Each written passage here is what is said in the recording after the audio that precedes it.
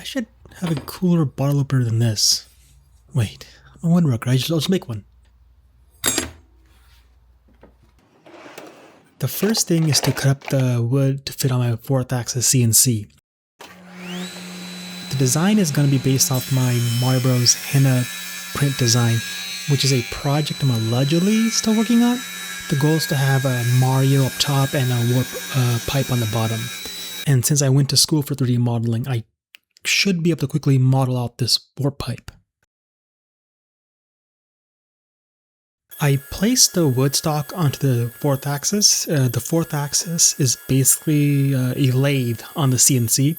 It rotates the wood as it cuts. I'm really good at running this machine incorrectly. Learning to run it correctly, on the other hand, I'm getting there. So the first thing I do is run a roughing pass, which gets rid of a lot of the material. That way I can go back with a smaller bit and do a detail pass. You do this so the detail bit doesn't break. So while that's running, we switch over to my laser engraver. I send my designs over to be engraved and then cut. The designs are split into parts so they can be engraved on different species of wood. That's why it looks so odd. Since most of my designs are made using multiple species of wood, I like putting each part into its own bin. The colors of the bins don't mean anything. I just printed them with whatever leftover filament I had. And now we get to glue these pieces up at my gluing station, which is any flat area I can stick my glue mat on. All my printed parts are like puzzle pieces, and now we get to put the puzzle back together. This one is pretty easy to figure out where things go since there aren't many parts. On the other hand, I've made some prints that took forever to glue up. Oh yeah, the woods I used here are, the brown one is walnut, the red-orange one is paduk, and what color is that?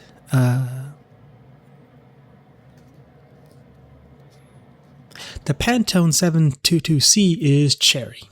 So while that is gluing, I take the piece we CNC'd, by we I mean I did, and put some water on it. This will raise the grain, which is basically raising the fibers in the wood. I will then sand them down. I'm doing this now because I know I'll be dyeing this green later, and if I dye it first, it will raise the fibers on the wood and I'll have to sand it down, which could/will remove some of the dye. So I do it before I dye it. After the water has dried, I sand it down, and I know that sanding in these crevices is a pain. So I 3D printed a mold that is a reverse of the design. That way I can put the sandpaper in it and sand it super easy.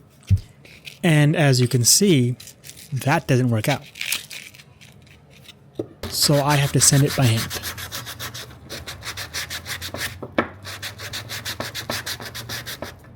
Once it's sanded by hand, I apply a coat of green General Finishes water-based dye.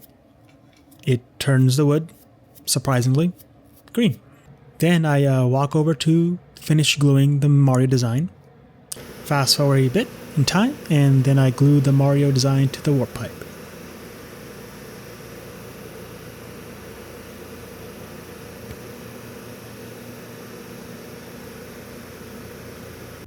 And now we're back to sanding, because we're never done sanding. This time at least I get to use my Dremel and not have to do it by hand. I haven't found the right bit for this yet, but this one works for now. And we're almost done. Just need to apply a few coats of Osmo. It looks pretty shiny right now, but it's not going to be that shiny afterwards. Since this is going to be used a lot, I want something that has a lot of protection, or as much as protection a finished can have. And here we go. It's done. It's Mario on a pipe. And I like doing these super simple projects because it really helps me realize that I'm a true woodworker, because this one-day project took me 4 days. And that's what really woodworking is. Terrible time management and scope creep. And it doesn't help that my friends wanted some, so I ended up making a Princess Peach one and a Toad one. And a Bowser one, but this one didn't turn out as well.